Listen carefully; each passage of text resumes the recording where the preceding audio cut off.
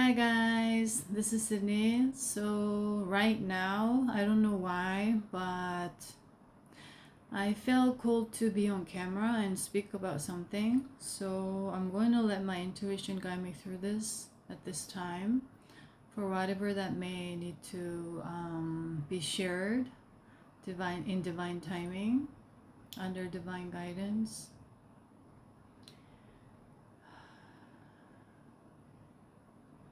So right now, what I'm getting is there are a lot of changes in the air. A lot of changes up in the air. So it has been grounded down, meaning it has been physically manifested yet, but it is existing up in the air is what is coming for me to share for anyone that may resonate, whatever that is. And this is also applying to the energy of the collective at this time as well. And I remember sharing, I believe that was when I was in Hong Kong, so perhaps two and a half months ago or something like that, that I shared about the sovereignty portal that just opened up at the time, with the new consciousness portal, which I shared in my YouTube Ascension message and guidance video. So since that portal opened up, the energy has been anchoring down. So it's kind of, what I'm seeing is it's like a diffusion. It's like you spray like a liquid like out in the air and it's diffusing. Like the air is carrying them out, or the wind. So the air element is quite significant right now. And also what came to me was the Neptune in Aries going into retrograde. So that also has some sort of significance at this time. A lot of Gemini energies coming through with the spreading of that energy. Spreading, like spraying and then spreading out in the air. So in the latest Ascension video, I share that, you know, like the younger generations who are about to kind of further activate their own consciousness is suddenly finding interest in different subjects, such as like how the whales frequencies are working, especially the people who are tuning into whales, or the dolphins. They're trying to remember their soul origin, because it's likely they're star seeds and connected to Sirius. And tomorrow on the 7th of July is the 7/7 portal, which is connected to the Sirius. And the whales, and it's all connected to the Sirius, the ocean, the sea, anything with that, the mermaids, take however resonates, the water, the deep ocean, that consciousness. So it's sort of, the word that is coming is brewing. It's all brewing right now for the collective and for certain individuals, that where their energy is ready to be aligned with that higher consciousness, or to awake. It's about their time to awaken that consciousness within themselves, because perhaps they have done some inner work. They've looked into their shadow. That's what I mean by inner work.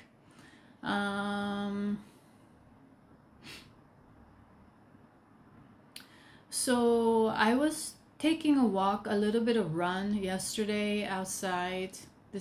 I shared that this is a very residential, quiet area.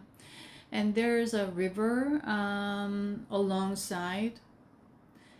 And there's like a kind of a walkway, little parks, playgrounds. And I was just connecting with the energy. And then there are a lot of temples here, a lot of temples and a lot of graveyards, which is very different from like Korea. Usually they have a separate graveyard area, or the tomb, like out in the mountains away from all the houses. Here, they used to have little like kind of praying temples in the house as well in Japan, and also many temples around. And after a few days, I arrived in Tokyo. I start to sense a lot of like ghost spirits, like wandering spirits, kind of like make me spooky, because I don't like that kind of the energy pulling.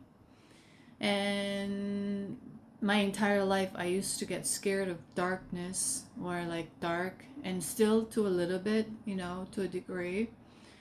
So that's also connected to my Isis timeline, but this one is more about like I was sensing all this ghost spirit for some reason, and I was just walking, exploring, like the little sideways, just walked randomly, and then I thought it was a temple at first, but it was like a graveyard. And yesterday it was very interesting. What came was the energy of Japan is very interesting in a sense that it's like one of the pillar energy points for Gaia's energy shift is what is coming right now. And my spirit team had me connect with the energy of Mount Fuji, along with all the like the key mountains in Nepal. And also the one that had been very significant was the one in Switzerland, or that border, the Alps, that area, the French, the Italian, and was it like German side or something like that. That area is another like a pinnacle energy points that is quite significant. And they had me connect with these points for about the past 3 years consistently from time to time. And also the energy of Japan in that sense. There are a lot of star seeds, which I share in the latest video, because the energy of this land, the karmic energy is very heavy. And as a result of this area holding a lot of the kind of that water element with a bit of fire here, a lot of emotional repression, and due to that a lot of in survival era things have been accumulated karmically. So a lot of starseeds anyways. And then I was walking, and just, you know, there are a lot of trees and the river, that main river.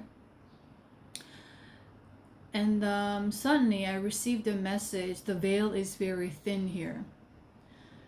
So this place has always been known for having this thin veil, meaning you could tap into a lot of different realms more easily in the land of Japan, is what I received.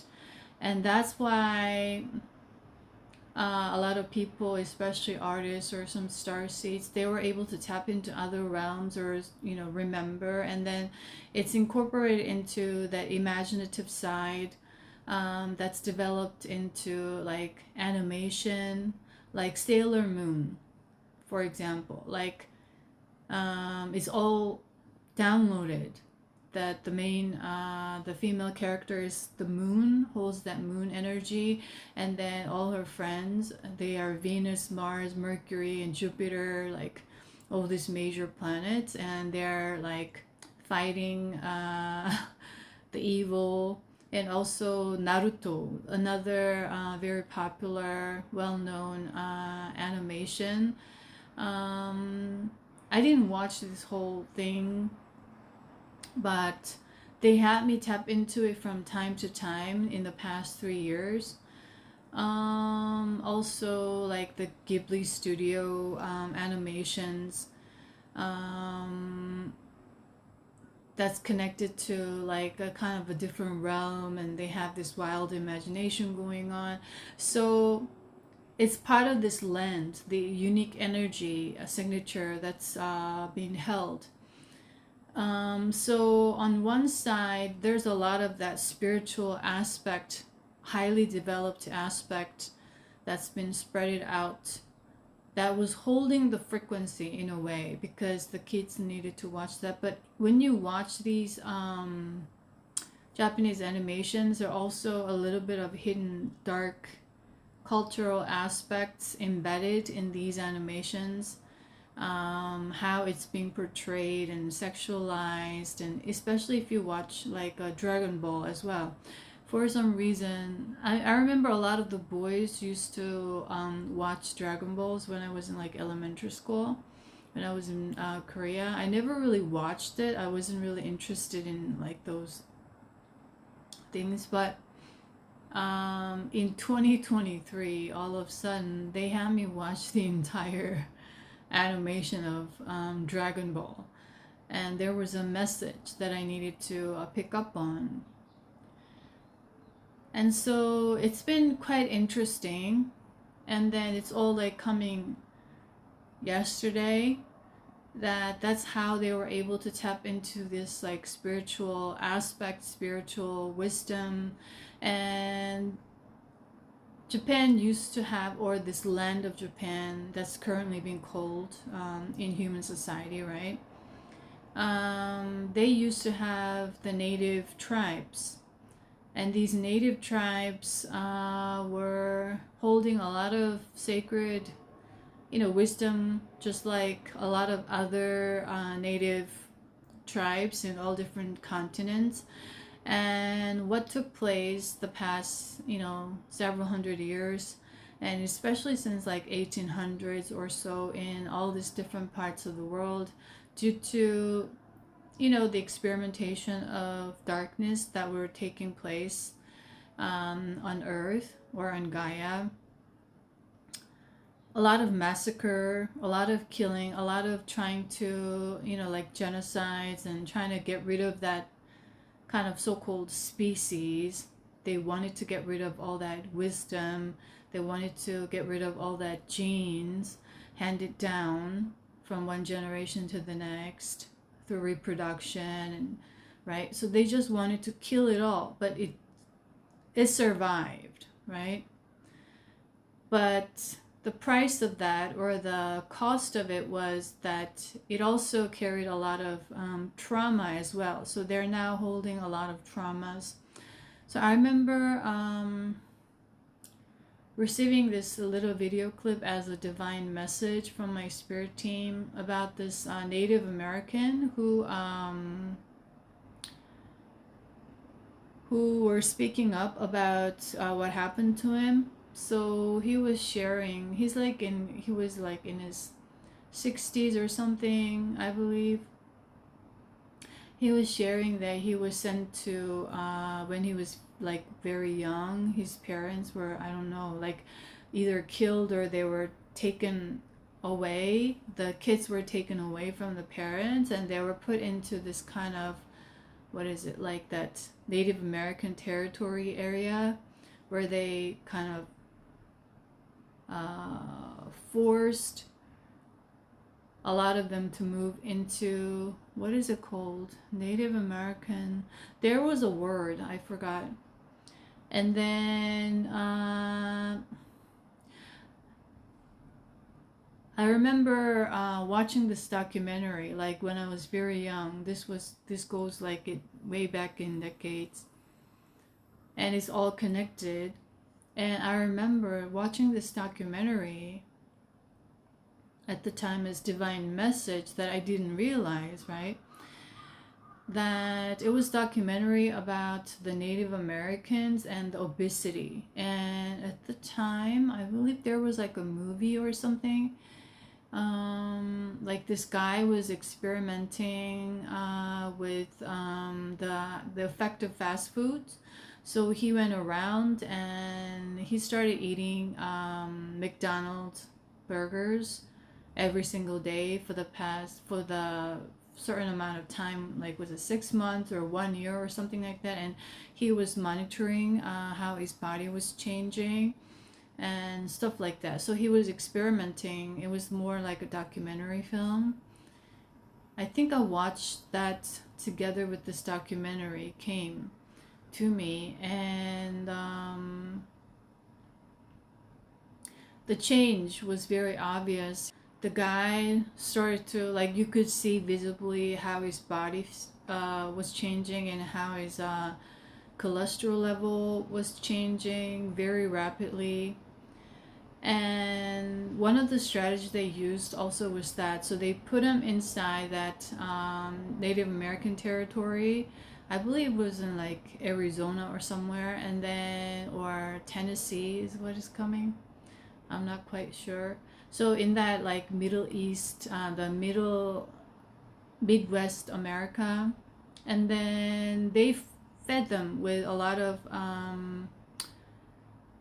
the fast foods, and because they were very poor, they didn't have a lot of money, so they the fast foods are relatively cheap.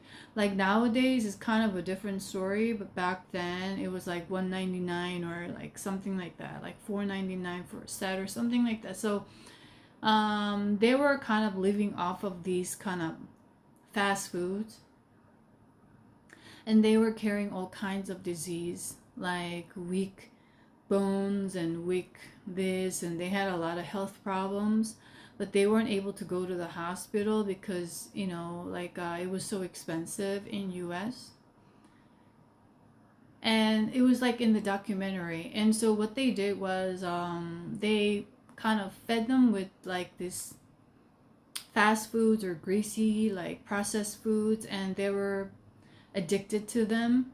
And because their genes carry that, they didn't really had this kind of fatty foods with their ancestor. They carried this gene where they weren't able to process all this fats.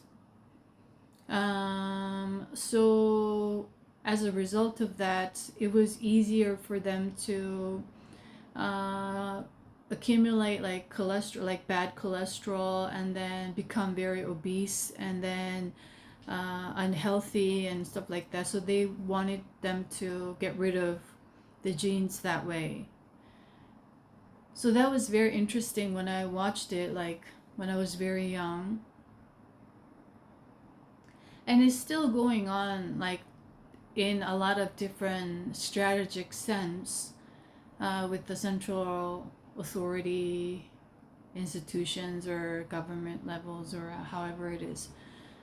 Like it's kind of, when you think about it, like how can you do that to other fellow human beings? But that's what they're doing, and that's what a lot of these products have been built, because it was lack of consciousness. It was more about pursuing or chasing after the capitalistic ideals that they have created and planted in people's minds from conditioning. So what I received was like, I talked about discrimination, and that discrimination is everywhere. Especially what came was xenophobia.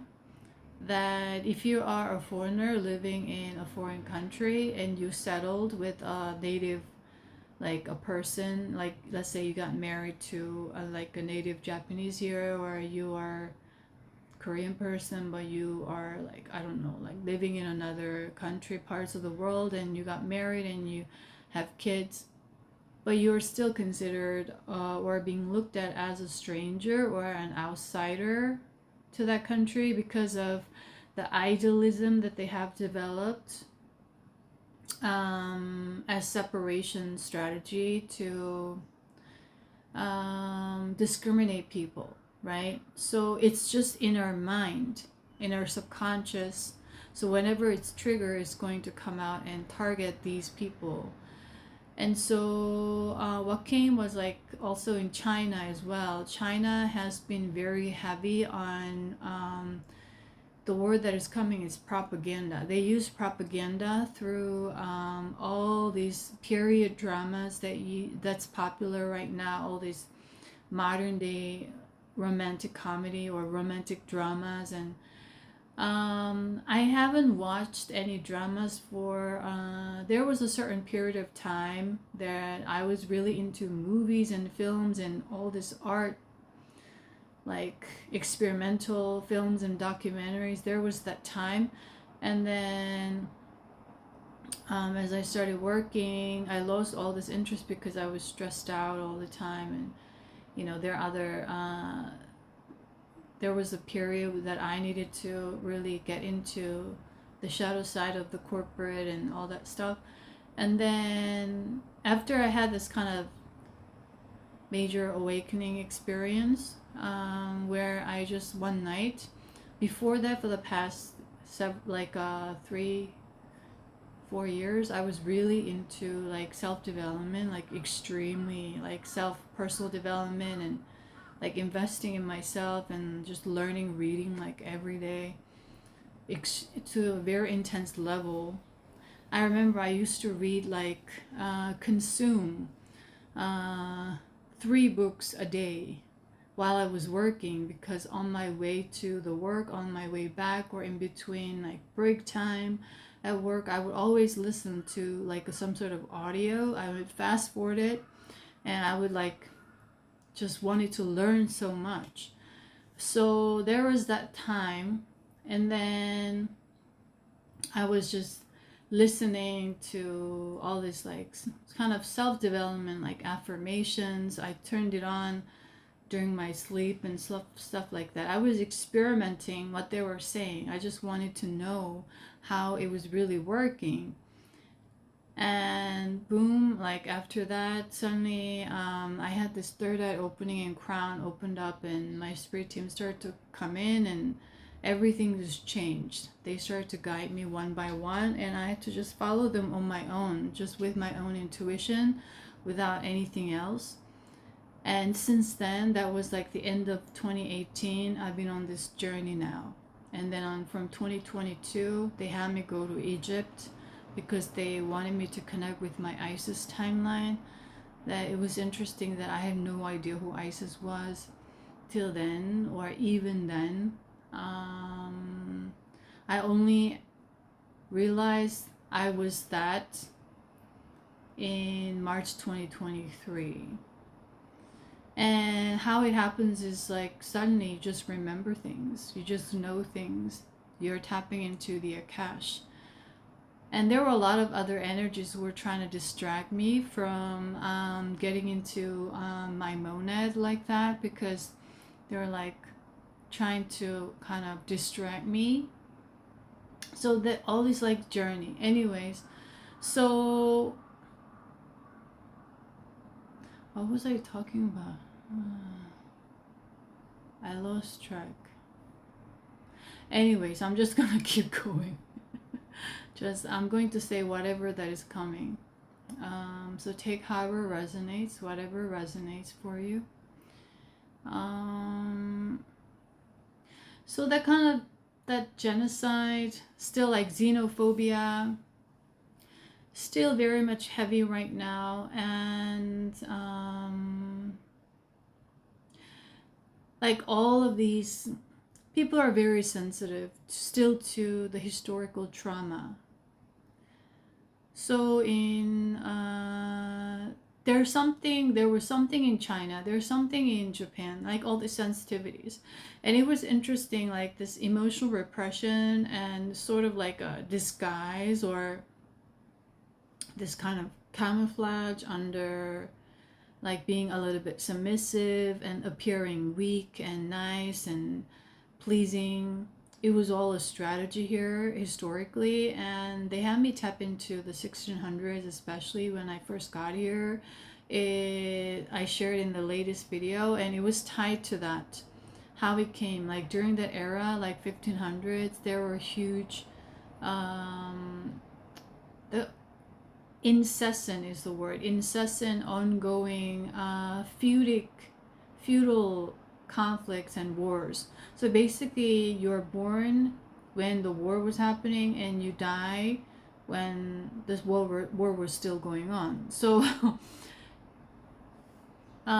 this happened in a lot of different civilizations and parts of the world, and especially during the time in Japan. That was that era before this other like general or this leader rose up to unite all these different feudal wars. But he wasn't like a a good one. He also was very ambitious, and he started to invade Korea, which failed, like, and stuff like that historically. So during the time, it came as like a like extended message for me after I recorded that video and uploaded, that what happened here was people are kind of speculating whether it was really the truth or it was like what is it called, a myth, but what I got was that was kind of what was happening, and it affected the culture very much since that point on, that the women were just invisible at the time. And there were a lot of like widows because of the wars, and all these like women who didn't have the jobs and wondering and just trying to survive. There was that period that was especially very difficult for women in the land of Japan historically. And there was this kind of like a, what is it, like a prime minister, sort of like the person who was the male, and he called in this woman who was like from a royal lineage, but she also became like a widow or something because of that feudal war that was going on. And then he ordered or told her to go on a secret mission, and sort of like a spy. So back then they kind of had that kind of spy. Spy idea of spy was everywhere in all these different periods on Earth during the experimentation of that darkness.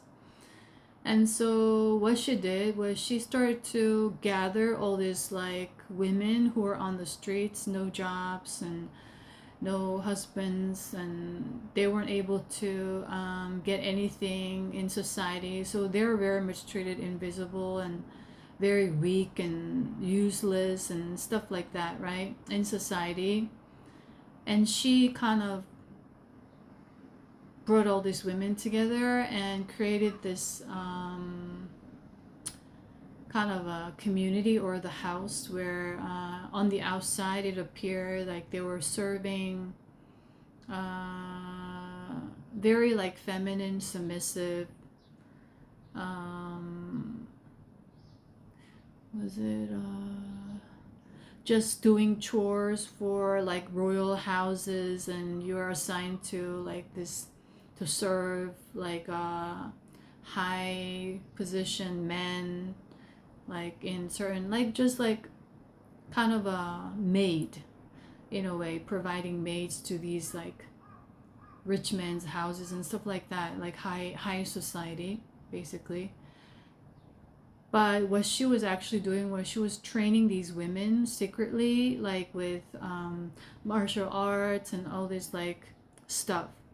So they became like a, like kind of a ninja. When you watch, what is that movie, Kill Bill, they kind of portray this kind of Japanese feminine figure, like stuff like that. So something like that, like they appear like more like a maid or just a regular charming female woman, but actually they're highly trained in all sorts of martial arts, and they're very knowledgeable, and they've been educated with a lot of things. So they used invisibility to access this higher information, because they were sent as a maid or a servant for all these high officials. So because nobody really cared, and they consider them weaker or like insignificant in society, so they were seeing them as a threat. So they were that's how they were able to have access, and they were like probably given an assignment to kill someone or to get certain information from this side and deliver it to that side, stuff like that. So that culture is still very prevalent. The women appear very submissive, and what I received was very much part of because of the schooling the school is a huge right now. The school system is one of the main generator of conditioned mind at this time, is what is coming. So the kids here are very like giggly, bubbly, like very like free spirited, but once they go into school, they're gonna be conditioned with a lot of limitations, especially here. A lot of like, you got to be careful about this, you got to be cautious about this, there are so many rules and restrictions that you have to follow, meaning like you have to conform. That's why there was a lot of bullying, especially here and also in Korea as well, but it's kind of slightly different different energies in nature of how it's been rooted, or where it's been derived from that collective trauma that everyone was carrying. So here, that was what was happening. And so that still carrying out. So there was a lot of emotional hiding, repressing your identities and who you truly are, and you had to disguise yourself in order to survive. And that's very much spread it out and anchored down in the culture here. So they look or appear to be very like pleasing and submissive and or kind, but culturally coded. What I mean is culturally coded, they're not expressing who they are. So there's a mask, a huge mask. But that doesn't mean the people here are not nice or not kind. There are a lot of very kind people here as well, genuinely kind, but culturally coded. That's what I mean. The difference is, wherever I go in the world, so thus far, or went thus far and experienced, people themselves, they have a lot of love. I could feel in a lot of different energies. But the hatred comes from this heavy conditioning. It's not who they are. So what they're playing out, this like violence, this hatred, and this negativity is not who they are, but it's the byproduct of the conditioning. So meaning they're not really being who they are, they're being controlled. And we already are very much aware of this, but this is like in a different, it's kind of hard to explain, but it has its unique, different cultural codes, conditioning. But here in Japan, at least, a lot of that, if you are not like the rest, you're going to be judged.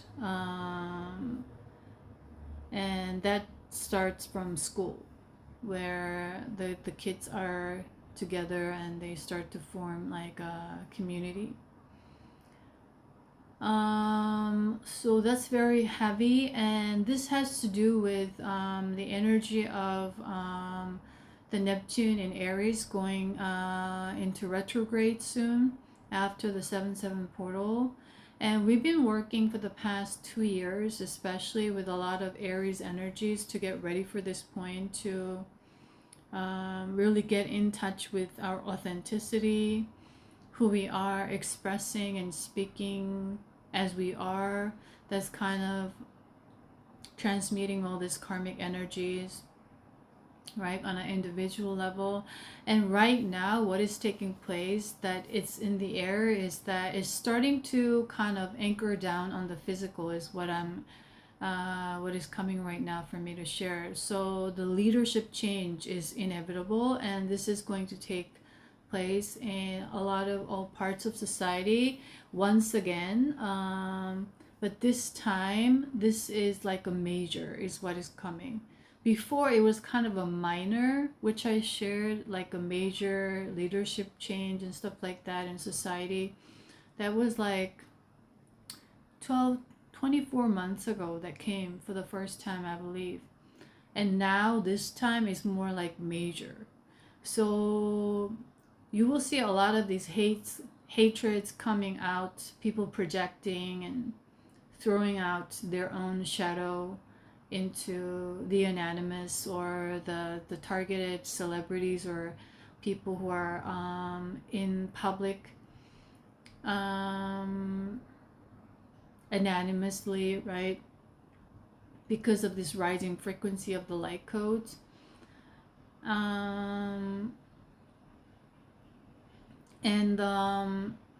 The light codes the past few days had been really, really intense, really, really visible. The rising of the frequency, and especially it's now we are peaking on the 7-7 with the Sirius portal. So it's like, and this time it's like major. All these people who were behind the scene, who had the right qualities, right wisdom, they weren't stepping on. They were like, okay, they knew what was going on, but they weren't stepping on. But now the current events are creating this environment where they can't help but step on to this new role, or this new, create new institutions or organizations, however it is, because there's a lot of corruption that has been coming up to the surface, and then is being revealed or showcased as like extreme failure, and everyone's knowing, and everybody's been talking about it, criticizing, but nothing really changed the past decade or so, right? Still the same corruption is everywhere in all these institutional levels, in Korea, in Japan, in every single country basically at this time is what is coming. So these people are stepping up, or they're being assigned to step up to that role, which is part of their soul mission. It's in their soul contract. And they're now stepping up to rebuild or obstruct the old and just create a totally new. And they have the wisdom, they have the qualities, they have the right characteristics, they have the right qualities basically, knowledge, experiences. And so they're coming up to the fore is what is coming. So a lot of things will change, and especially with the celebrity scene, so-called. A lot of people are talking about celebrity and celebrity blah, blah, blah. Also in spiritual communities, because they've been tapping into that energy of Jupiter in Leo era. That's going to go also create some sort of shift or a star.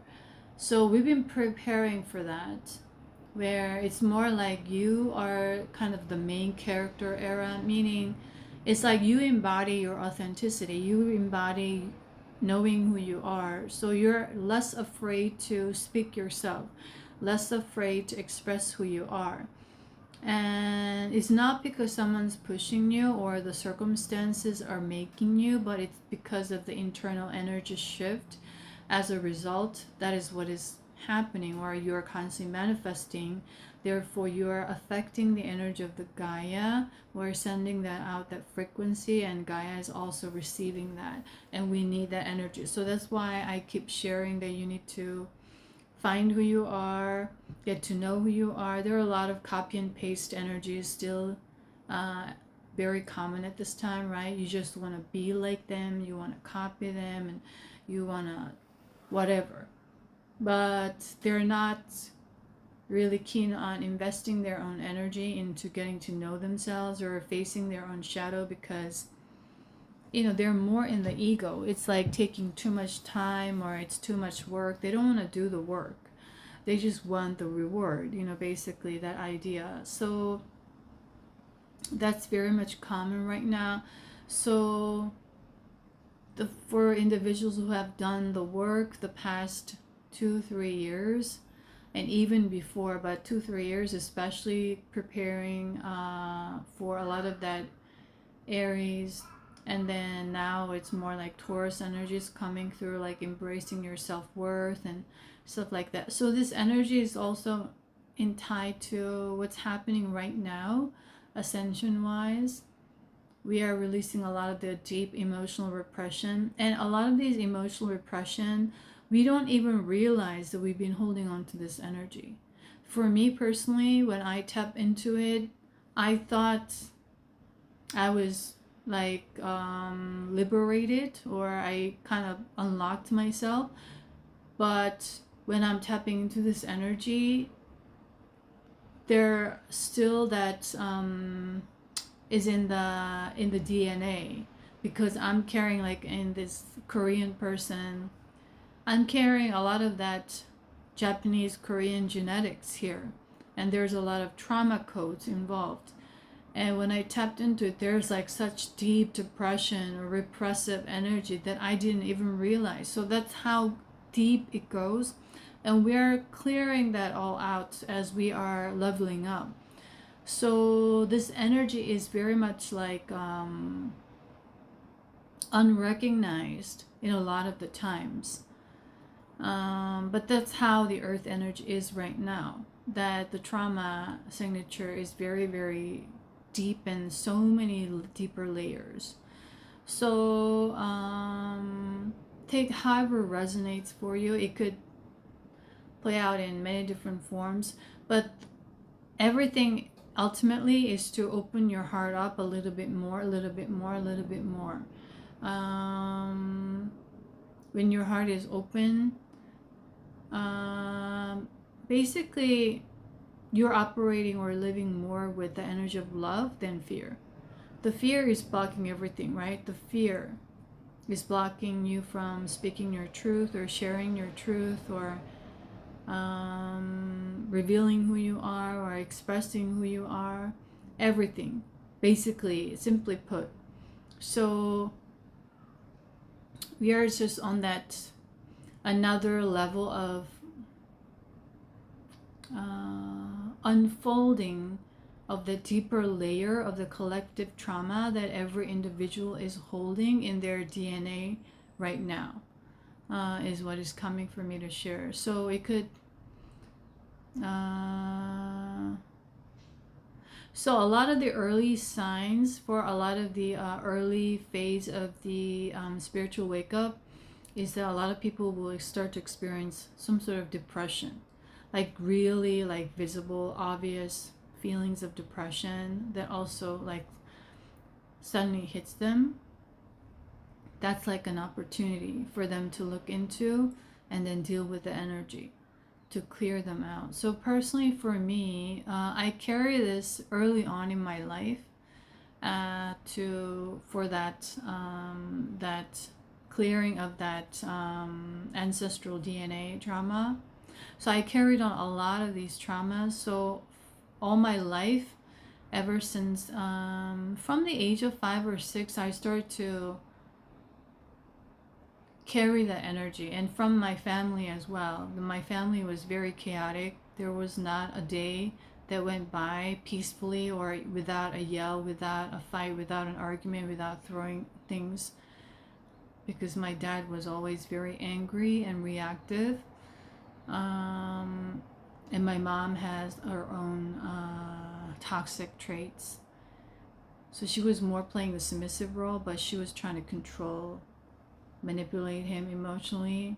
So that's how they were codepending on each other. And in the middle of it, I was always the one who was pointing things out because I'm a light worker, and I have this, I came in with a mission basically. So I'm constantly revealing, why are you doing this and why are you doing that and blah blah blah. I get shouted at, and I get projected, and then I start to sort of go into that phase of dimming my own light, and I start to go into really deep depression. Since the age of 7, I start to suddenly hate sunlight. So my favorite days were raining, and then I just put all the curtains on, have the space really dark, and I just watch really like movies, TV all the time. That was like when I was like 6 or 7. But I was like noticing everything.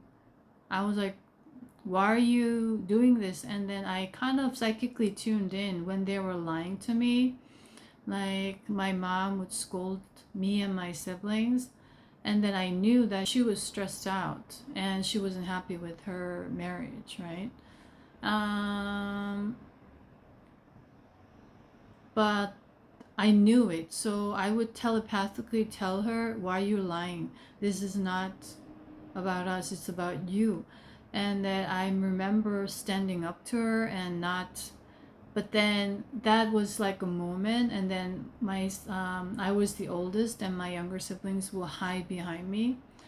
But then it came over and over and over and over. I started to shut myself off and, like just repress because nothing was changing. They wouldn't change. It was the same old all the time. And so I just learned to cope with that, and I started to carry heavy depression energies since then, little by little. And then by the time like I hit like teenage years, it just became unbearable. Like all these thoughts that came up, like suicidal thoughts, they weren't even my thoughts. You know what I mean? So it just hit me periodically, just made me crazy. So I had to deal with this for a very long time. And as a result of me working little by little on myself and seeing, I had that ability to see the illusions basically, but I was still very much deeply conditioned because that was part of my soul contract, the karmic contracts that I had.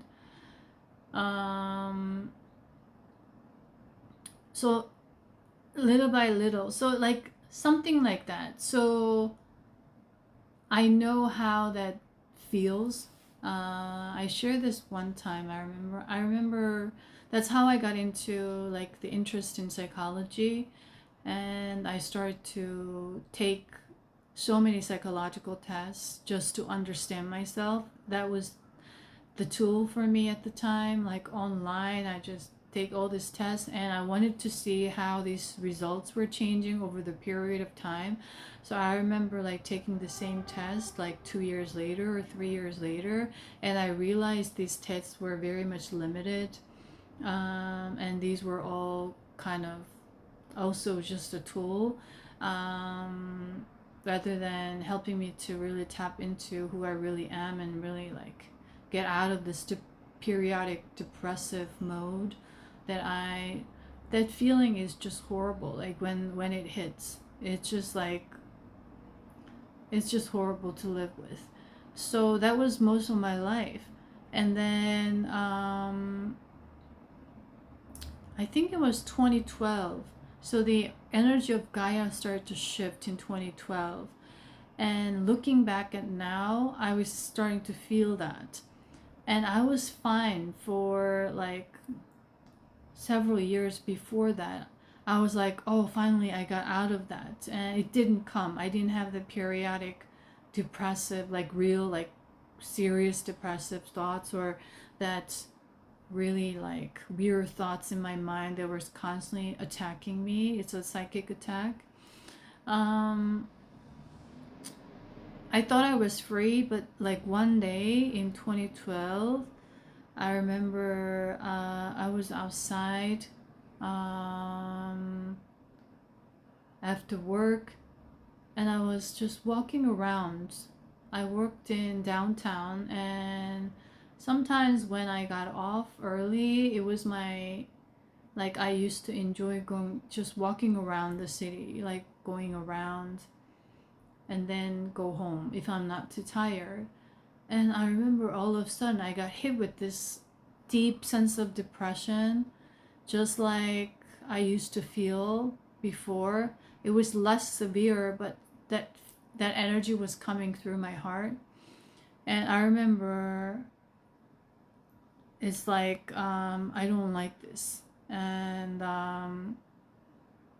that was the energy shift of Gaia that was starting to happen, meaning a lot of the light codes were coming up, and they were affecting the shadow that I was carrying at the time for me to look further into.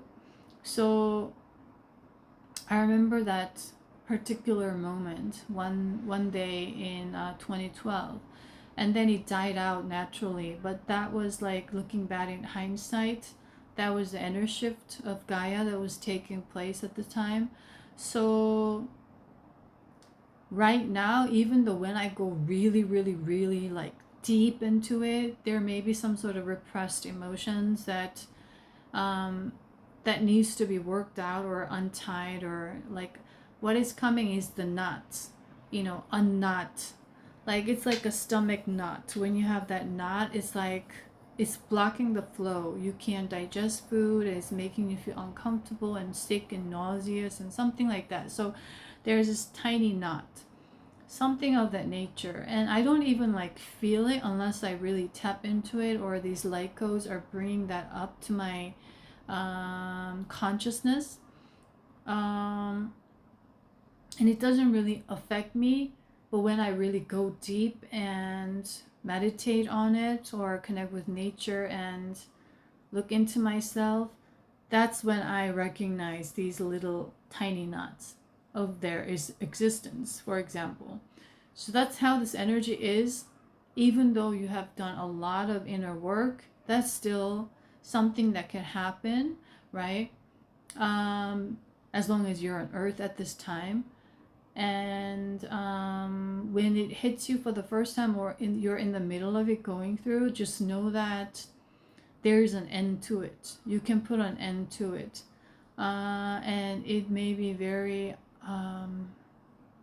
painful is not the word, but it's more like extremely, extremely unpleasant is a word that is coming. Extremely unpleasant, extremely is similar to the feeling of nausea. It's not enough to like tip you over, but it's constantly there to make you sick. So that's like the feeling.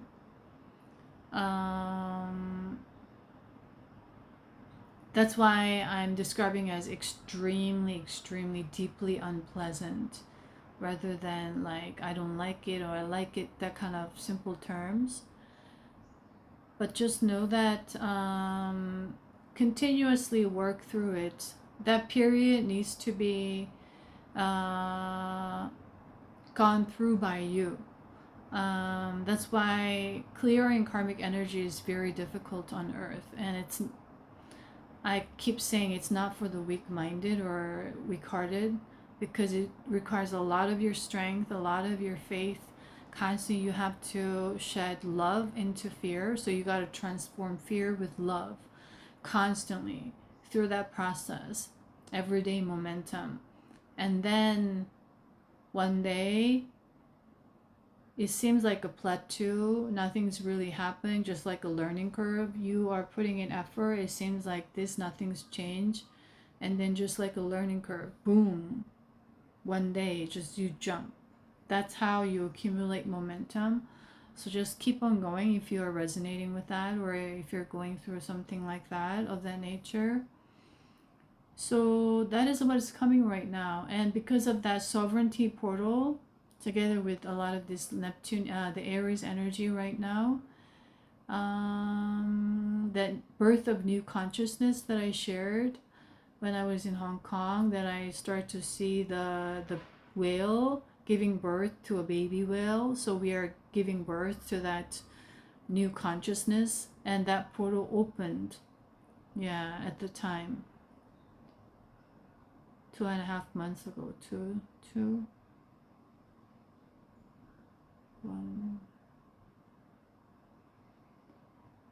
About 2.5 months ago. It's very recent. So the whale was milking the little baby whale so that it survives, and that's what we are doing right now. We are on an individual level and as a collective. So your efforts, your elevation is contributing to the greater whole in a highest or a higher sense. So fifth dimensional reality is not something that you go into physically. It's more about your energy signature, or your level of consciousness that's creating your own reality and experience. So basically, one of the things in the fifth dimension, 5D consciousness or reality, is that these individuals, whatever they do, or the intention that they're putting into their work, or their whatever that they're building in all different things, is not for themselves. It's for the greater good. They have that in mind. The highest good of all, basically. That's the one of the fifth 5D consciousness.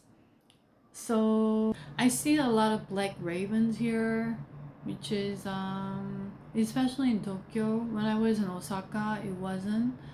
Osaka has very different energies and cultural codes. Here especially, I'm connecting with the ravens every day, and I understand now why there are a lot of cats, especially the idea of black cats and the ravens and all these imaginative animations that's spiritually based, developed here, is because of that, yeah, unique energy on this land, or the energy of the land.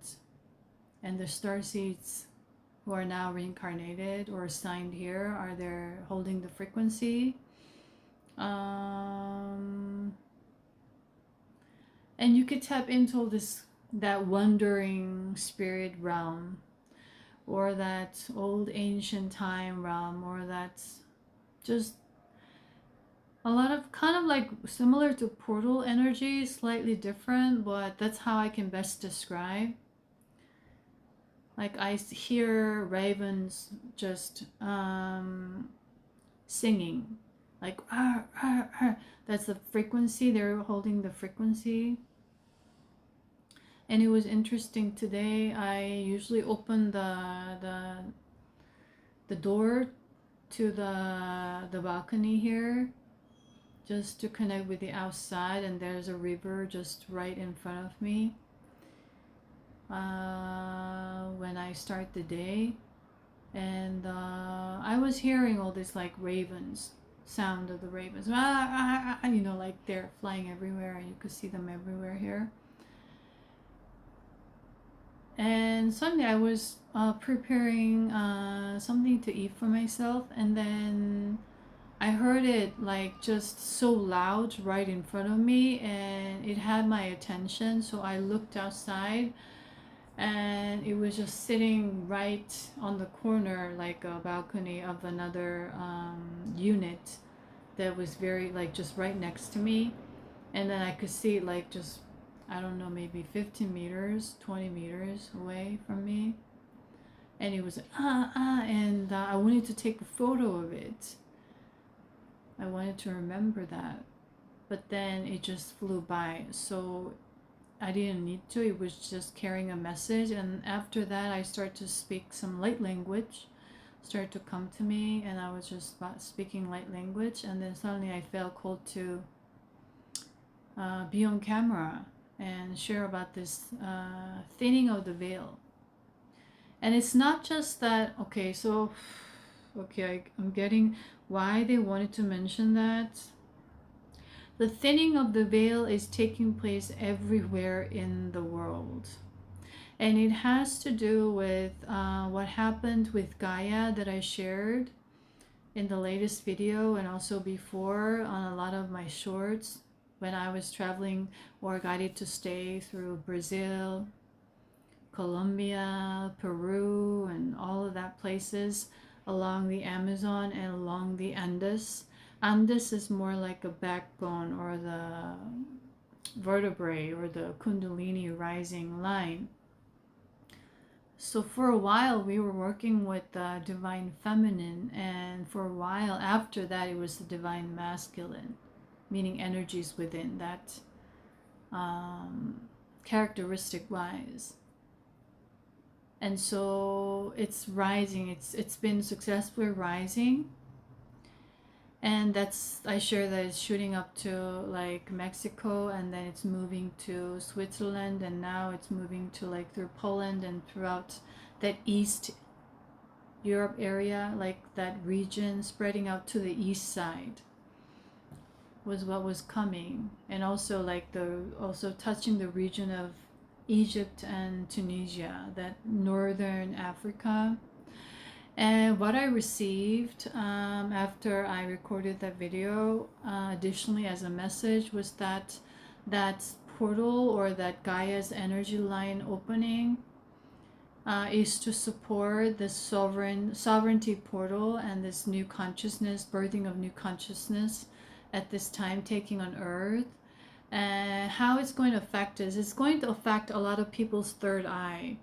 So I've been seeing lots of 144 the past 3 months, even 4 or 5 months. So especially individuals who've been tapping into it or expanding their third eye. And how it affects is it's going to affect that the opening up of the third eye. Therefore, it's 144, 108, 114, and the crown and the like the throat and the third eye area. So it's going to basically open up or clear out whatever that's the illusion. So you're going to see more clearly of the fact of what is. Basically, before it was very much blinding people through the conditioning of idolism. So idolistic thoughts, idolistic philosophies of through religions, religious codes, especially right now. Since yesterday, what I received, or I was able to consolidate certain information that I've been receiving the past few weeks, was we're dealing heavily with a lot of religious codes. Even though, for example, like in my case, I wasn't brought up religiously in this lifetime for a purpose, but I lived through that religious timelines, especially with Yeshua in Egypt. And they created a lot of this idealistic, conditioned ideas, images, philosophies, concepts, knowledge. All these were blocking were elements of blocking our third eye, is what is coming. So how it happens is usually with the duality consciousness.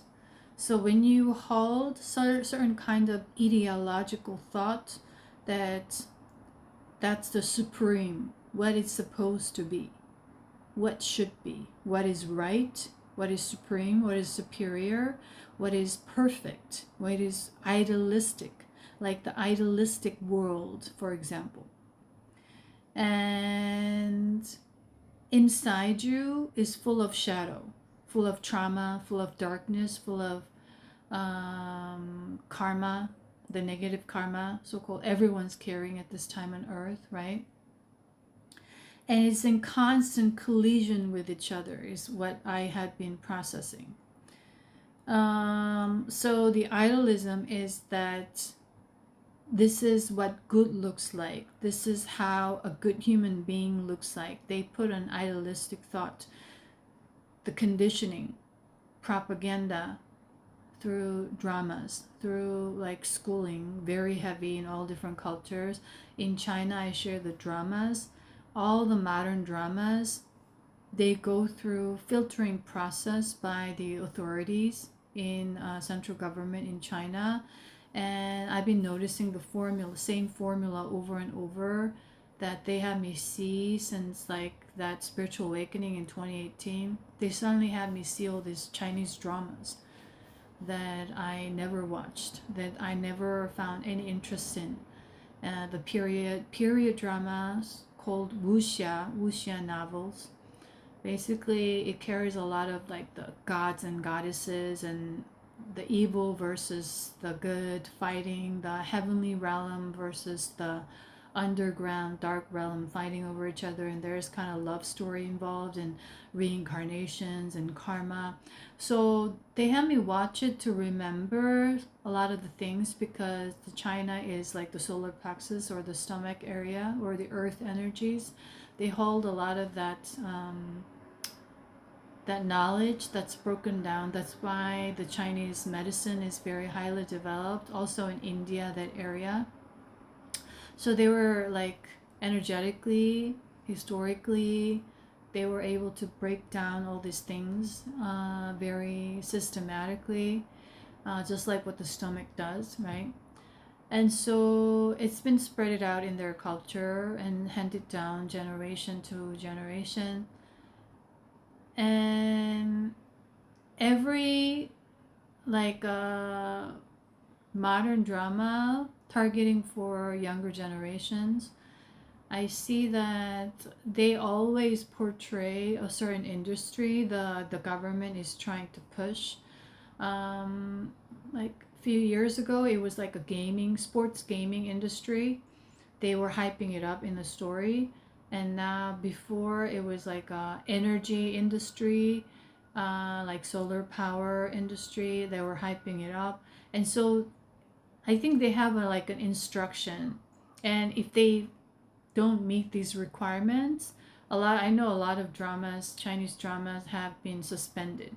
They've never been released because they weren't passed by these authorities, or they need to fix the script or something like that.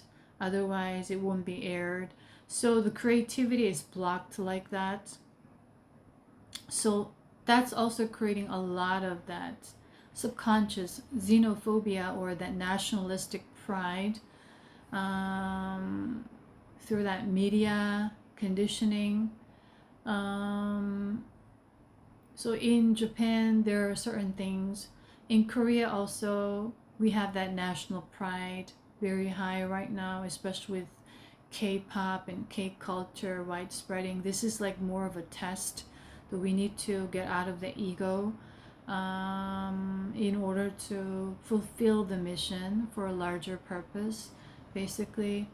So it's all going to take place, and then it's going to affect people's third eye. Also in relationships, it's going to affect. So you're going to see people for who they are, not through the lens of the idealistic concepts and images that you have been conditioned in your mind. So basically, it's like this. You have the conditioning of the ideology of what's good, what's supposed to be good, or who you're supposed to be. And then in duality, meaning you hold a duality consciousness, or when you're living in that heavily, you start to compare, because you're trying to measure who you are through that process. So that's why there's so much heavy comparison, jealousy, that's breeding hatred, a lot of negativity energies, and feeling envious and jealous. These are all rooted from that. And it's tied to the religious codes of don't want to be punished, don't want to be exiled, don't want to be executed. You want to be rewarded, you want to be saved. Like that's all tied in together. That's coming up heavily at this time to be cleared. And so when you start to compare, the moment you start to compare is the moment you start creating conflict within yourself. You see what I mean? Meaning you're not in harmony with one within yourself. So that's why you cannot connect with nature very well. You cannot appreciate it, because you're separated in fragments so much. There's so much inner conflict going on. You're not in alignment to be able to align with the energy frequency outside. You see what I mean? So it's always inside, outside. So when you start to compare, you immediately escape the shadow, because against that idealistic image or the thought, or that the codes, religious codes, cultural codes, national codes, identity codes, all kinds of codes that I'm talking about is bigger part of the conditioning of the limitation, lack in fear. You are less of, you are lesser of. So immediately you're trying to avoid the punishment. So you are escaping it. That's how the escapism work. So you're escaping it out. But the moment you're sitting with it, meaning awareness, the moment that you are aware that you are escaping it, the moment that you are aware that you are conflicted, the moment that you are aware that you are comparing right now in order to measure yourself, to identify yourself, is what is the truth, is the truth of who you are in that moment. So you're no longer fighting what is supposed to and what is, and escaping through that inner conflict of the duality separation, but you are recognizing the fact that is the truth, that is what is, that I am this right now. You see what I mean? That's why awareness transcends duality. You see? So because it has no good and bad, there's no judgment involved. You see the process of what I mean? And that judgment is heavily coded with the religious coding from all kinds of religion, basically. So right now we need to look into that area where we are kind of that idealistic vision or idealistic goal. Once you have a goal, you're being conditioned in that sense. You know what I mean? I'm not talking about the goal is good or bad. I'm just talking about the nature of it. Once you have set a path, once you set a goal, it's conditioning your mind. It's narrowing you down. It's having you focused on that one direction. But everything is infinite. But we also utilize this as a tool. That's how this works. This energy works. So once you have that goal, it's creating inner conflict within. That you could put a lot of pressure to be that or reach that, which is the idealistic vision or the concept or the desire or whatever that we call ideology. You see what I mean? So-called dream or something of that nature, right?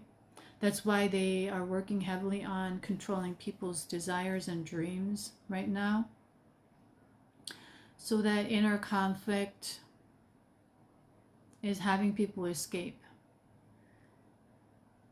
But once you accept what is, that's what it means, you know, once again. You are freed from that inner conflict because you have faced your truth. You see what I mean? So let's say I am, but how the emotional repression works is like you're denying it. You're repressing it because of the ideology, because you don't want to be punished. For example, the simplest analogy that is coming for a lot of people can relate to easily is you want to cry. Like you're not happy about it, or just making you cry because it hurt you or something like that. But whenever, or frustrate you as a child, whenever you express that emotion, they're usually still going on. The parents say, don't cry, stop crying, finish your food. I told you not to cry. If you cry, you're going to have these consequences. So that's been handed down. So what happens is you hold on to it. It's blocking your throat in that moment.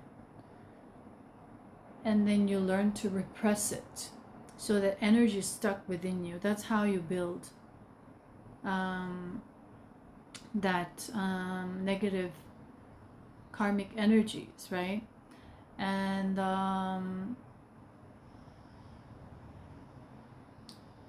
the parents start to condition you. The good child is this. And the child who receives rewards later you get a dessert, for example, or you get a toy that you wanted as a result of you repressing your emotion, meaning controlling, pushing it down, rather than allowing it to flow. That's where the flow versus the control comes in. Flow is allowing, freely allowing, also expressing who you are, that is tied to the authenticity, the real emotions. But we have been conditioned to not tap into our real emotions, but show a fake emotion. You see what I mean? Because we don't want to get punished and we want to receive reward, duality. That reward was conditioned as something of an ideology or an idealistic vision or a thought or whatever. So now we are conflicted. The kids will like, oh, do I need to cry right now or do I need to holding on? So that will go on, and that's part of the conditioning, where the conditioning begins, and they will start to hold on to it, and then beam bada bang, bada boom. You learn to repress, and you learn to control it, push it down. So that's like how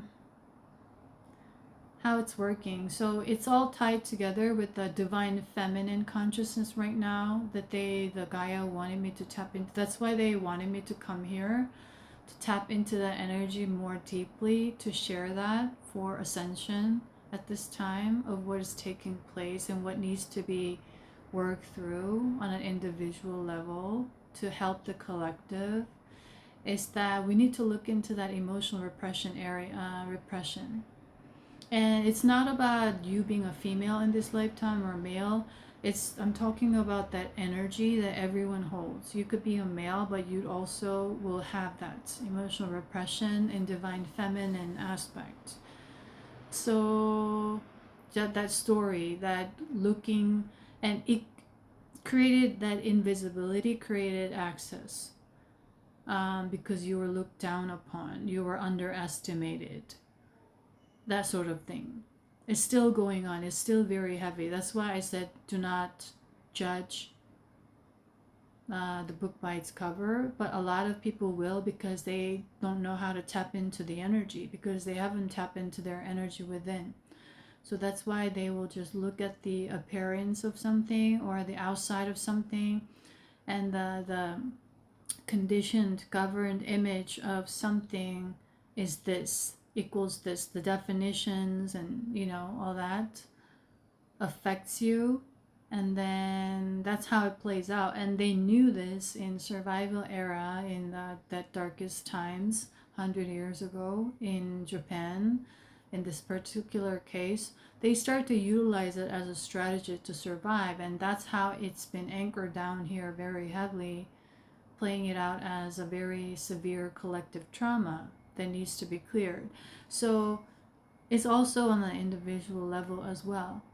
When you look at your childhood, I remember I'm tapping into a lot of children all over the world, and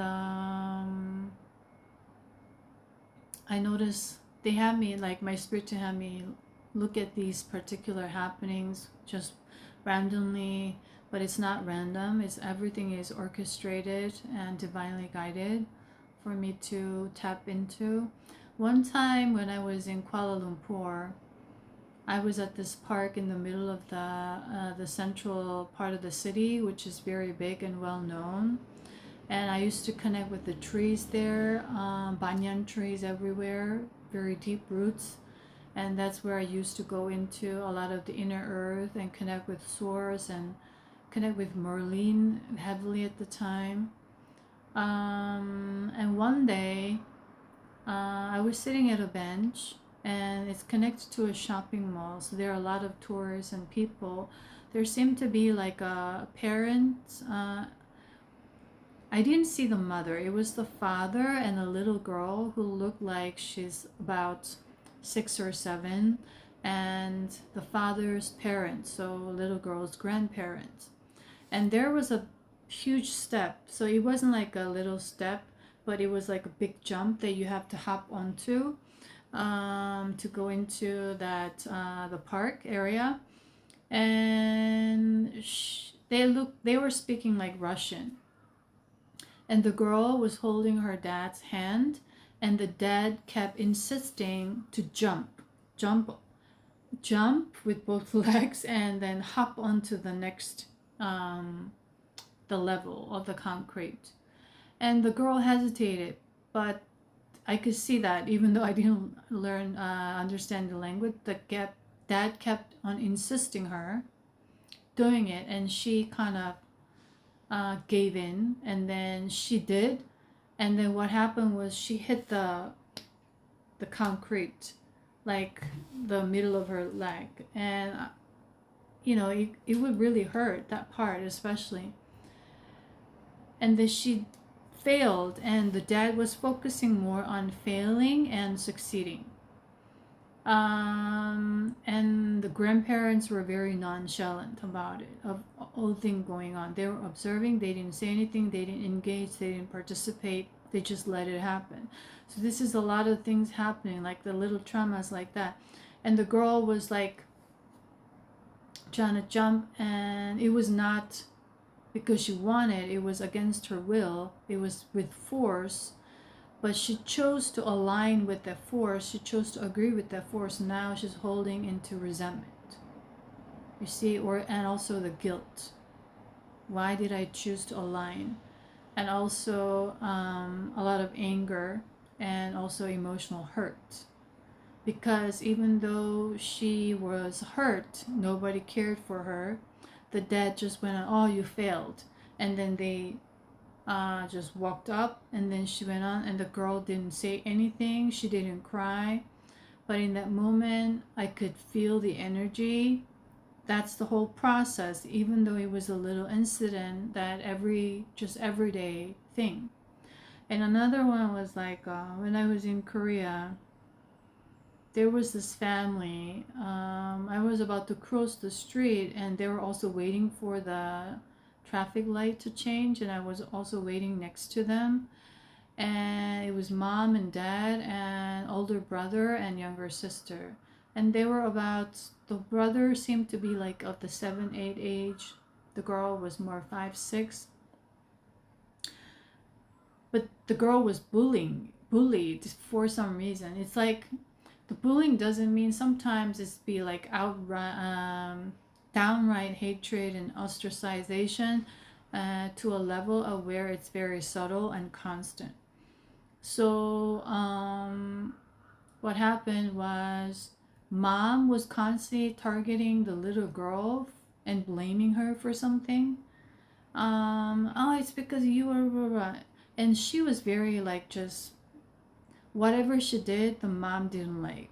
So she was scolding her, like criticizing her, just running around. Like the brother was just left alone, but it was always targeted towards the girl. And the dad was very like just letting everything happen. He didn't engage, or he didn't protect her or correct things. And then they were talking in a manner that you're supposed to blah blah blah, you're supposed to blah blah, you should blah blah blah. So they're constantly like controlling her in that sense. And on the outside, they look like a very happy family. But the conversations and the energy dynamic interaction was that. And then the dad was even like, piggyback me. And dad was quite big. And this little girl was, like she had no idea. She was very like just innocent and just very still bright, but she's about to dim her light basically, with this constant conditioning within her family. And then she was trying to like piggyback her dad, who is like so much bigger in size, heavy in weight. And they were saying, oh, you are supposed to carry me, you should carry me, and that's what you should do, and blah blah blah. And this little like poor little girl, all that energy of pressure, constant pressure to conform, to listen to them, and to, you know, that's one of the examples. So for some reason, these two cases are coming up for me to share at this time, that may be perhaps related to this current energy of what we are dealing with on a shadow level, as the light is increasing once again. And right now, because it's retrograde, we are to reflect a little bit more, go deeper into ourselves and connect with our spiritual aspect rather than more the practical stuff. I mean, you need to still be in balance, but that's what is coming for me to share, that you're being called to not condone your inner work or whatever that is, facing the truth. And so this leadership change is also part of it. The individuals who have worked on that are stepping up. So it has nothing to do with how someone looks. Before, people loved how people looked. If you were handsome looking, certain features and blah blah blah, they somehow rise to fame through like a popular movie or drama or something like that. They don't have that inner power or that energy to sustain it anymore, because unless they become authentic, unless they are responding with wisdom, unless they speak with balance and the truth, their energy, they will be in a situation where they're being forced to look into their shadow, to be that. Unless that happens, they have to continue to go through that shadow phase. So that's the energy that I'm recognizing at this time, that is just about to take place. It's like a domino effect. What I'm seeing is like, just there was a tipping point and then just tipped, and then one just poop, poop, poop, just that beginning stage, but it's gonna go around, you know, like it's going to happen pretty quickly once that tipping point takes place, which just happened, is what I'm seeing and receiving. So the leadership change, because they have all the right inner energies to build the 5D consciousness, that it's not just about that egoic ambition, but it's more for the greater good of all, or highest good of all mentality within their energy signature. So it's no longer, you cannot sustain it with superficiality of how you look and how you present yourself or blah blah blah and so forth, unless you have something of substance within yourself. So that's going to start taking place in all these different industries, and very much visibly in like Hollywood scenes or popular actors or new group emerging, new group of actors, actresses, singers, or just people in general rising up. It's about time is what is coming. So they're going to replace, because they're creating something new, for getting ready to build for the new earth, which I've been sharing quite a bit for the past year, constantly building the foundation energy. So that has been done, and now it's time to come to the forefront, is what is coming. So this work has been done, like, you know, in private, in silence, right? It's not visible, but they've been working on it. They've been preparing for it, right? In that sense, what is coming is justice. So justice is being served once again. Just naturally, something will happen. Something will take place. out of nowhere that people don't expect, and then it's just going to balance the scale in that sense, the positive karma, the negative karma once again. And doesn't mean this people with negative karma are going down hell, but it's another opportunity for them to look into their shadow. But it's up to them to face their duality within themselves, just like I described with conditioned idealism and constant comparison to measure themselves, to find a place in society, which is a result of conformity, like a hierarchical ranking. I'm the third place, second place, first place, like stuff like that, right? Which doesn't really exist in truth, meaning in the energy of Gaia, but it's all an illusion. You see what I mean? Created out of conditioning. So they're playing illusions. But if they come out to the truth, they're joining the new earth. So in that sense, you can see it as an opportunity, but not a lot of people will wake up to that truth, you see? But that's why we are here. We're trying to help them out, even though they hold a lot of negative karma. Because in essence, we love all. We are all connected as one. But on earth, you also need to learn to discern, right? Because the energy is very complex. So it's all like intermingled right now. So for some reason, I feel called to share that further, in extension to the latest video I shared. So whatever it is that you may be facing right now, I'm sensing a lot of these, because right now it's retrograde in Cancer, a lot of the family dynamics or the family relationship history or the trauma or the pain that you're carrying. And I'm not talking about this lifetime alone. I'm talking about all your major lifetimes. Maybe resurfacing a little bit for you to, what is coming is not even purging, it's not the word, but more like reorganized. So it's more like you're like cleaning out your closet once again, taking out all the stuff and reassessing what needs to be remained with you, what needs to stay, what needs to go. And once you clear that up, you're going to reorganize everything where you can see where things are. You see what I mean?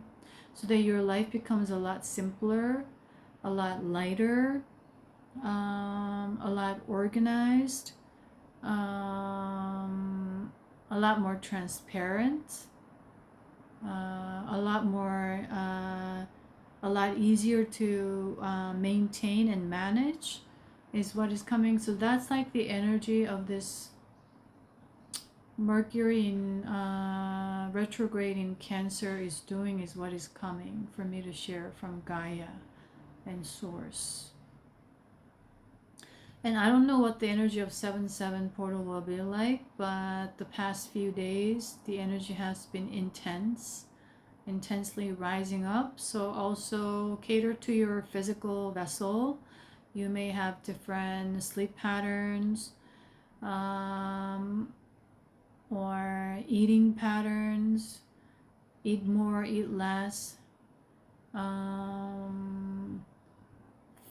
easily feeling the fatigue more, fatigue less, but it's more like more fatigue, more eating kind of energy, to be more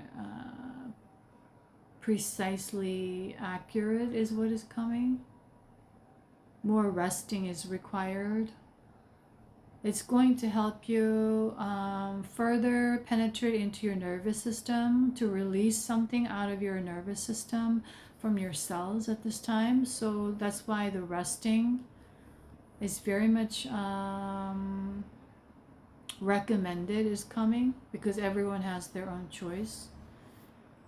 by the celestial energy that is also coming from, the message is coming from Gaia as well, so that you can more go into the energy of receiving or flowing after the retrograde period, and you're going to be more aligned with that inner peace and harmony signature within your energy body as a result is what is coming. So this is not as like really more intense emotionally, but you know, the Cancer is also the water energy as well. But because of that portal opening with the Andes and then all this like energy points of Gaia opening with the sovereignty portal, it's going to help you see through what is versus what you lived on, what is supposed to. So it's like you're supposed to love your parents. You're supposed to sacrifice for your community, for your country. All of this was just the martyr complex, the major Pisces South Node energy, where we're moving from water and earth more to fire and air in future timeline sense. So the word leg up is coming for some reason. It's kind of a leg up. This period is for a leg up for whatever that may apply uniquely for you.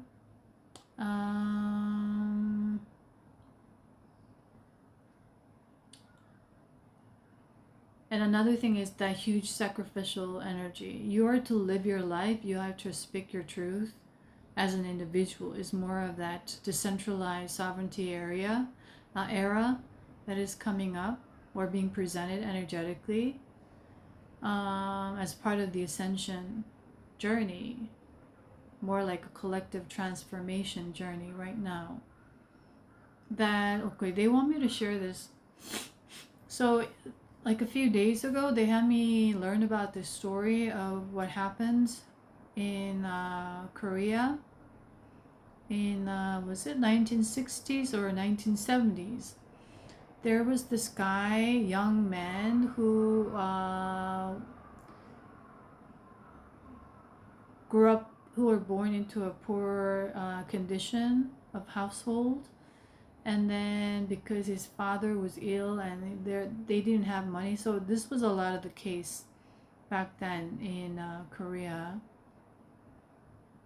He moved to the cities. I don't know if he finished high school or something like that, perhaps not. And then he moved to the city, and then he got a job at a factory. And he started to see the harsh working conditions where like 13, 14-year-olds were in labor of like 16, 17 hours a day under really harsh conditions where there were no sunlight, no ventilation. They were like the kind of the fabric companies, like creating fabric or making clothes or something like that. So that's still going on. They went on still going on somewhere in the world.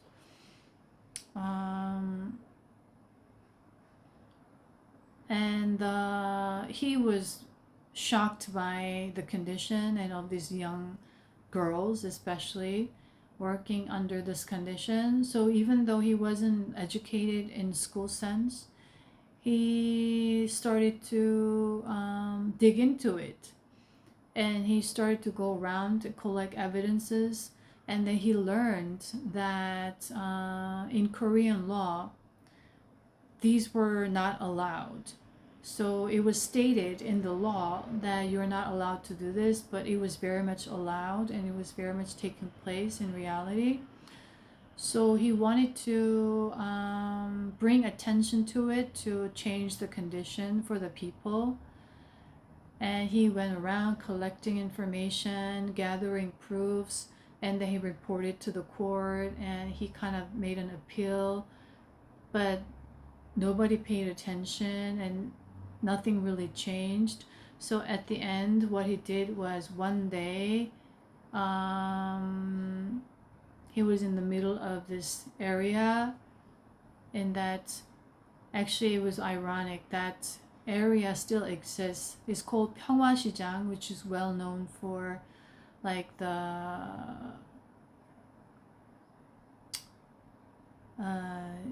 mass production still going on with clothes and all this like fabric. Still like it's a very well-known place for designers and people who are into it.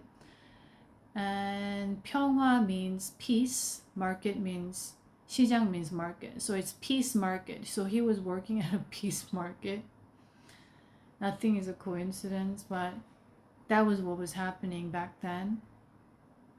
And in the middle of that, he set himself on fire, like to protect or change the law, because nobody was paying attention, and it was sort of like a protest. As a result of him doing, people started to pay attention to that. So basically he sacrificed himself. That's a martyr energy. That's what the religious codes were also reinforcing in people's minds. Then you need to sacrifice yourself for, and that was inevitable, is what is coming during that era, considering the frequency of Gaia at the time. And that was how frustrating, how lower frequency it was on Gaia. So there was a lot of sacrifice like this made in all parts of the world, all parts of civilizations. You will hear thousands of stories existing in every country you go into if you dig into it. Some sort of someone sacrificing to bring attention to, or to bring a cause for the greater good, or so that is what is coming for me to share. And I remember when I was encountering that story a few days ago, it really like made me very emotional, because I was like feeling that he was really trying to change the world for the better. But back then, perhaps that was in his soul contract, but it's just one example that I'm guided to share at this time. But we are moving out of that energy, that Piscean energy, idealism, delusion, illusion, moving into Aries, or more fire and air, more Virgo, more discernment, boundaries, and truth, and all of that. So that era has ended, and you're no longer to sacrifice yourself for the family, sacrifice yourself for your community, sacrifice yourself in that sense, meaning losing yourself to that level. But we are to rise up together on an individual level. You are to rise, is what is coming for me to share. So whatever that is, you may want to look into this area as part of this reorganizing your closet right now in regards to your relationship dynamic with families. It's also, what is coming is tied to that that idealism of, or that much needed energy during survival era of codependency. So it's a different form of relationship or love dynamic will take place from this moment onwards, because you can still love someone, but you're not to lose yourself, is the message. And that's the energy that the Gaia requires. Gaia is asking you to be elevated too, is what is coming up. That's the energy of, so if you resonate with this, and if you are on that, you are to share that frequency out as more like a leading role, because majority right now is on a very dependent relationship consciousness, basically. is what is coming. So this is more, another one is the coming is a pioneer group, right? Nobody has done this, but you are going to be the first ones to showcase this. And it's going to trigger a lot of the shadow in people as well. But that's how you are doing your mission at this time on Earth, to bring that shadow out. So look into these areas and tap into your true emotions. You got to sit with that emotion. So you need time for rest, restoration, reflection. Connecting with nature can help you. Tap into it. More quietude, solitude the next 2-3 weeks.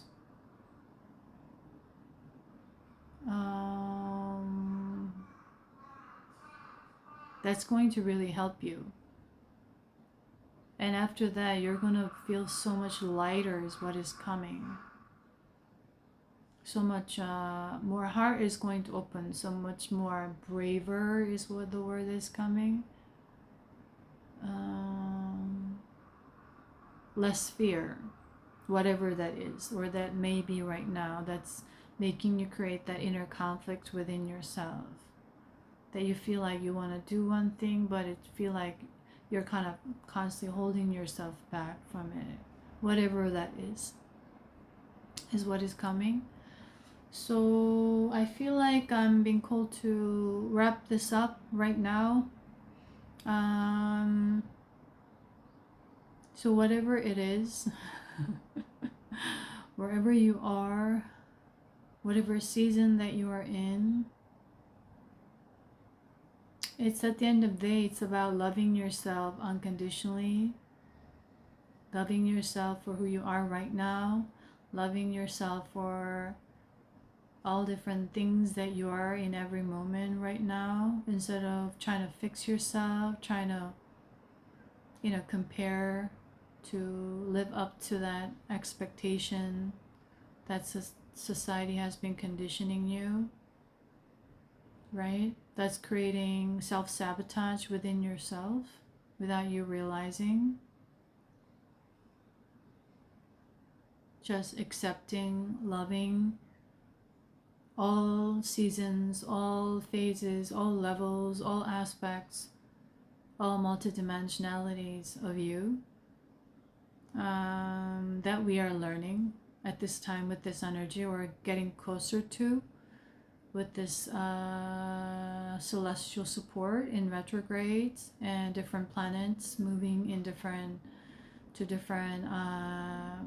astrological signs at this time, is all in convergence. So again, the convergence is coming through, like the latest video that I shared, is all for the convergence to oneness, remembering who you are, that you are not this illusion that you've been playing, but you are unconditional love, that you are realizing more and more of, and remembering more and more of. And that as a result of that, the karmic energy is slowly dropping and dropping, because they cannot coexist. The energies do not match. So that's how the earth is going to further separate. The people are going to further separate until earth splits completely. But in the meanwhile, you still have the opportunity. You may see yourself, I held so much negativity. I talked so much negative shit on people and situations and to myself, and you may feel a little bit guilty if you resonate, but that guilt is something that you need to look into. And if you start feeling that, you're starting to wake up. You're about to wake up. So do not give up. And that you have to learn to forgive yourself for all the things that you played. It was part of the experiences. So you can gather and integrate and elevate. So you still have a chance. Do not give up on yourself too early. Or you may think, oh, it's too late for me. I'm just gonna talk talk shit about people and be the way I am right now because I have no hope. That's what I've been tapping into with a lot of individuals as they recognize the visible differences now within different groups of people, between the ones who have worked on themselves, ones who have not, and they will feel more down because they're still in heavy comparison. But that's the opportunity that you hold. So do not give up on yourself in that sense. Give yourself a chance. Still possible. Is the last message for me to share at this time. So with that, I'm sending you lots of love and support wherever you are, whoever you are in the world, whatever that you may be going through.